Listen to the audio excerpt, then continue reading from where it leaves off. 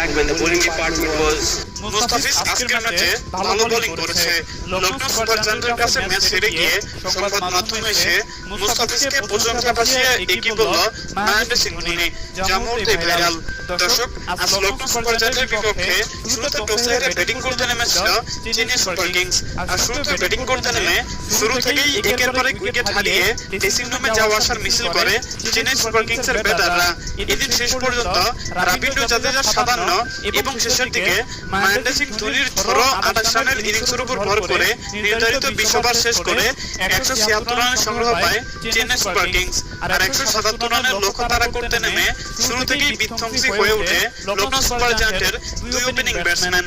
দুই ব্যাটসম্যান মিলে বিধ্বংসী ব্যাটিং তাণ্ডব চালিয়ে চেন্নাই বোলারদেরকে রীতিমতো কুচকাটা করে এবং এই ওপেনিং জুটিতে 100 রানের উপরে